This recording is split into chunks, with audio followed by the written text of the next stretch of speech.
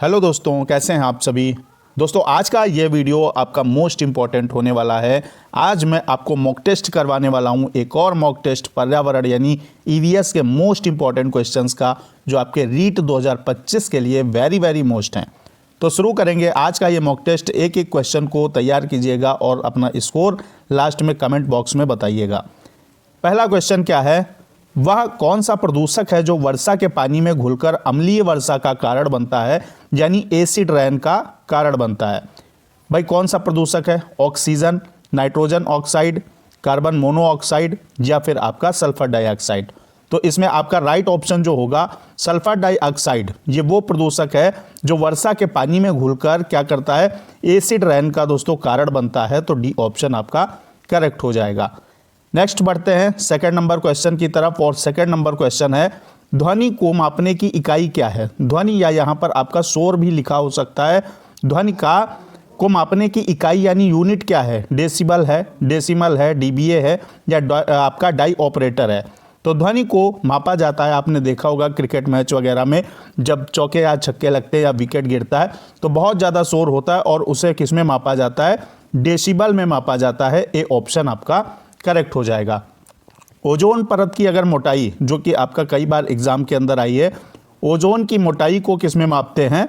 तो डॉप्शन में मापते हैं। ये कई बार आपका पूछा गया है कि ओजोन परत की मोटाई मापने का यूनिट क्या है, तो डॉप्शन। ठीक है, ए ऑप्शन सही है। बढ़ते हैं आपका थर्ड नंबर क्वेश्चन की तरफ। क्वेश्चन है, कांटेनुमा पत्तियों को दर्शाकर एक शिक्षक किस प्रकार के पौधों के बारे में पढ़ा रहा है? एक शिक्षक है जो अपने स्टूडेंट्स के सामने कांटेनुमा यानी कांटेदार पत्तियां जो है उनको दिखा रहा है। अब बताइए वो कांटेनुमा पत्तियों को दिखाकर किस प्रकार के पौधों के बारे में पढ़ा रहा है? क्या स्थलीय पौधे, जलीय पौधे, उभयधर्मी पौधे या मरुस्थलीय पौधे? तो कांटेनुमा जो पत्तियां होती हैं मरुस्थलीय पौधों में पाई जाती हैं, आपके जो डेजर्ट में, ठीक है, डेजर्ट वाली जो होती हैं, डेजर्ट में जो पेड़ पाए जाते हैं जैसे आपका कैक्टस हो गया, तो इन सब में आपका क्या होते हैं? कांटे होते हैं। तो यहाँ पर डी ऑप्शन सही हो जाएगा। और ये भी आपको याद रखना है कि मरुस्थल में जो पौधे होते हैं इन्हें इंग्लिश में आपका जीरोफाइट्स बोला जाता है। ठीक है, जीरो यानी जीरो का मतलब होता है साइंस के अंदर सूखा हुआ, तो जीरोफाइट्स, यहाँ पर डी ऑप्शन सही हो जाएगा। अगला है 4 नंबर क्वेश्चन, निम्नलिखित में से विषम को चुनिए यानी ऑड को चुनिए। ऑड मतलब जो अलग है इन सबसे। सौर ऊर्जा, पवन ऊर्जा, ज्वारीय ऊर्जा या आपका प्राकृतिक गैस। तो इसमें से विषम कौन है? भाई ये तीनों आपके जो है सौर ऊर्जा, पवन ऊर्जा और ज्वारीय ऊर्जा, ये अक्षय ऊर्जा के स्रोत हैं। ये आपके प्रकृति में क्या है? असीमित रूप से उपलब्ध है। ठीक है, लेकिन प्राकृतिक गैस क्या है? ये अलग है आपका। ठीक है, तो यहाँ पर डी ऑप्शन क्या हो जाएगा? करेक्ट हो जाएगा।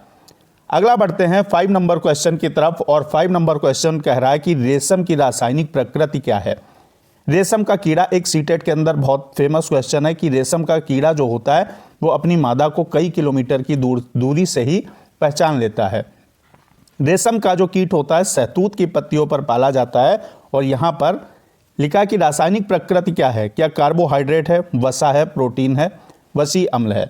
तो रेशम की जो रासायनिक प्रकृति है वो आपकी प्रोटीन होती है। सी ऑप्शन करेक्ट हो जाएगा। रेशम एक प्राकृतिक प्रोटीन फाइबर है जो किससे? आपका फाइब्रोइन से बना होता है। रेशम में 2 मुख्य प्रोटीन होते हैं। कितने? 2 मेन प्रोटीन होते हैं। वो कौन कौन से होते हैं? फाइब्रोइन और सेरिसिन। ठीक है, तो ये आपके 2 हो गए प्रोटीन। सी ऑप्शन करेक्ट है। अगला है आपका 6 नंबर क्वेश्चन, किस सिंचाई प्रणाली से सर्वाधिक जल संरक्षण होता है? वाटर कंजर्वेशन किस प्रणाली से होगा? कौन सी सिंचाई की अगर पद्धति अपनाएं जो जल कम से कम बर्बाद हो? नलकूप, ट्यूबवेल, ड्रिप सिंचाई या फव्वारा? तो अगर सबसे बेस्ट सिंचाई की पद्धति है जल बचाने के लिए तो ड्रिप सिंचाई आपकी हो जाती। इसे बूंद या टपक सिंचाई भी बोला जाता है। इसमें क्या होता है? बूंद बूंद करके जो जल होता है वो पेड़ की जड़ तक पहुंचाया जाता है। तो सबसे बेस्ट सिंचाई जो है वो ड्रिप सिंचाई है। सी ऑप्शन आपका करेक्ट हो जाएगा। अगला 7 नंबर क्वेश्चन है, निम्नलिखित में से किस पक्षी के नर व मादा दिखने में समान होते हैं, यानी मेल और फीमेल जो है एक जैसे होते हैं? किस पक्षी के? क्या बुलबुल है, कोयल है, गौरैया है या आपका मधुकोरा? यहाँ पर कोयल क्या होती है? कोयल अपना घोंसला नहीं बनाती है। ये भी इसके बारे में फैक्ट है। ये कौवे के घोंसले में क्या देती है? अंडे देती है। तो यहाँ पर ये कोयल के बारे में हो गया। गौरैया दिवस कमेंट बॉक्स में बताइएगा कब मनाया जाता है। और यहाँ पर नर मादा किसके दिखने में समान होते हैं, सिमिलरिटी होती है, तो बुलबुल में होती है। ए ऑप्शन आपका सही हो जाएगा। अगला बढ़ेंगे और आपका 8 नंबर क्वेश्चन लेंगे। यूरोप को अफ्रीका से कौन सा सागर अलग करता है? ऑप्शन ए है लाल सागर, काला सागर, सी कहता है अरब सागर या भूमध्य सागर। तो यूरोप को अफ्रीका से अलग करने वाला जो सागर है वो आपका भूमध्य सागर है।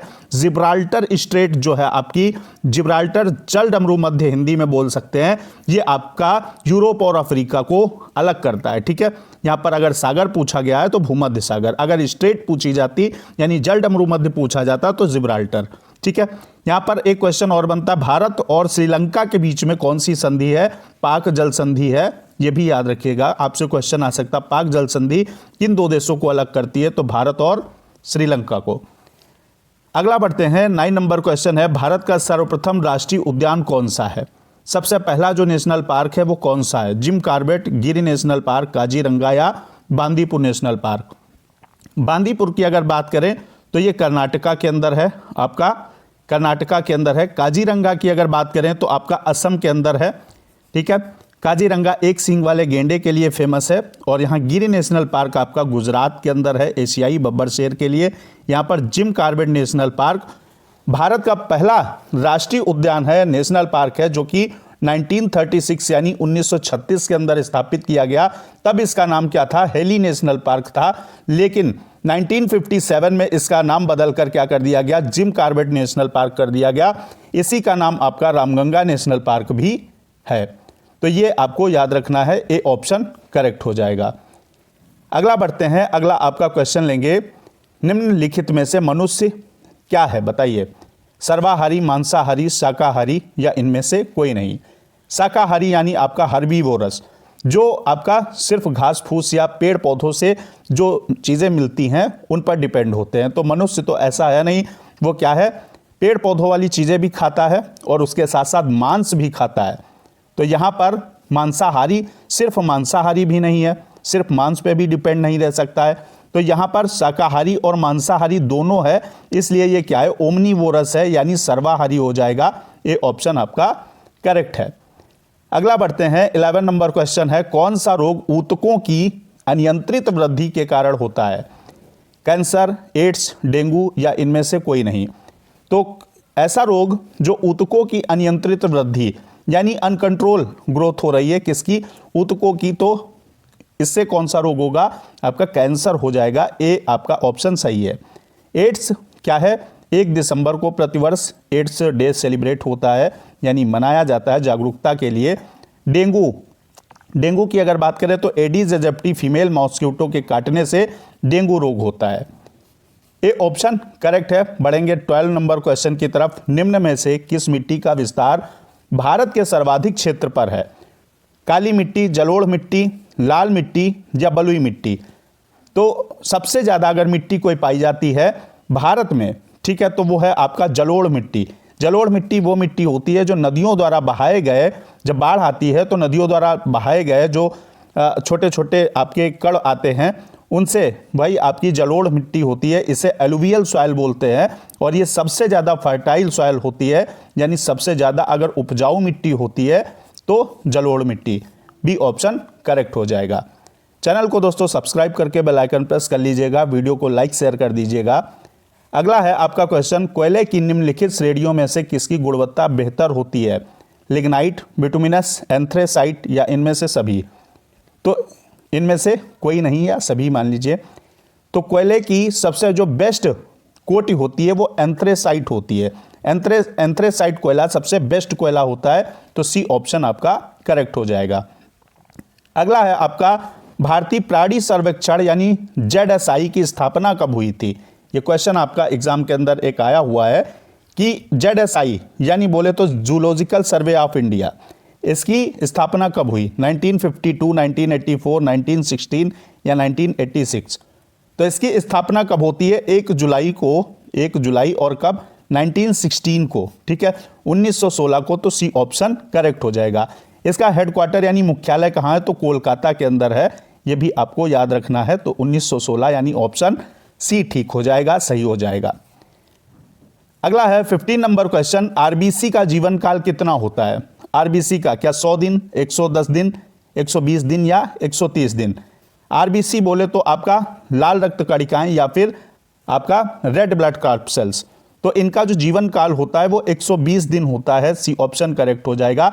अगर आपसे आ जाए कि माह में, मान लीजिए मंथ्स में आ जाए तो 4 मंथ्स हो जाएगा। ये नहीं कि आप 120 दिन याद करके गए और वहां आ गया 4 मंथ्स। तो 4 मंथ्स अगर आता है तो ये भी सेम चीज हुई, तो 120 दिन याद रखिएगा। डब्ल्यूबीसी का बताइएगा कमेंट बॉक्स में, इसका जीवन काल कितना होता है। अगला बढ़ते हैं। अगला है 16 नंबर क्वेश्चन, राजस्थान से रिलेटेड। मारवाड़ में दामनी, ये इंग्लिश में देखिएगा, दामनी या दामड़ी कुछ भी पढ़ सकते हैं, क्या था? तो ये क्या है? ओढ़नी का एक प्रकार है, यानी साड़ी का एक प्रकार है, कलात्मक जूतियां हैं, या एक प्रकार का टैक्स है, या सिंचाई करने का औजार है। तो ये आपका क्वेश्चन पूछा गया है आपके राजस्थान के एक एग्जाम में। तो मारवाड़ में दामनी जो होता है वो ओढ़नी का एक प्रकार होता है, ओढ़नी जिसे महिलाएं सिर से डालती हैं। तो ए ऑप्शन आपका करेक्ट हो जाएगा। अगला 17 नंबर क्वेश्चन, राजस्थान से रिलेटेड एक और क्वेश्चन। राजस्थान में घुड़ला त्योहार या गुरला फेस्टिवल कब मनाया जाता है? श्रावण शुक्ल अष्टमी को, श्रावण कृष्ण अष्टमी को, या चैत्र कृष्ण अष्टमी को, या भाद्रपद शुक्ल अष्टमी को? तो घुड़ला त्योहार क्या होता है? ये एक प्रकार का आपका महिलाएं जो है कुम्हार के घर जाती हैं और घुड़ला एक घड़े को कहते हैं, उससे रिलेटेड सारी चीजें हैं। और ये त्योहार चैत्र कृष्ण अष्टमी को मनाया जाता है। सी ऑप्शन आपका करेक्ट हो जाएगा। अगला बढ़ेंगे। 18 नंबर क्वेश्चन है, क्योटो प्रोटोकॉल किससे संबंधित है? किस सम्मेलन से? टैक्स से, सीमा पार आतंकवाद से, नाभिकीय परीक्षणों पर प्रतिबंध लगाना, या जलवायु परिवर्तन? तो क्योटो प्रोटोकॉल जो हुआ था आपका, ये 11 दिसंबर, ठीक है, 1997 को हुआ था। कहां? जापान के क्योटो में हुआ था। और यह संबंधित था ग्लोबल वार्मिंग यानी क्लाइमेट चेंज यानी जलवायु परिवर्तन से। तो डी ऑप्शन आपका करेक्ट हो जाएगा। अगला 19 नंबर क्वेश्चन है, कनक सागर क्या है? रामसर स्थल है यानी वेटलैंड है, मृग अभ्यारण्य है, झील है, या पक्षी अभ्यारण्य है? तो कनक सागर क्या है? बर्ड सेंचुरी है आपका राजस्थान के अंदर। डी ऑप्शन आपका करेक्ट हो जाएगा। बढ़ेंगे इसी के साथ 20 नंबर क्वेश्चन और आज के इस वीडियो का लास्ट क्वेश्चन, वन्य जीव प्रबंधन एवं रेगिस्तान परितंत्र प्रशिक्षण केंद्र कहां स्थित है? यह बताना है। बीकानेर, जैसलमेर, चुरू, या फिर आपका जोधपुर?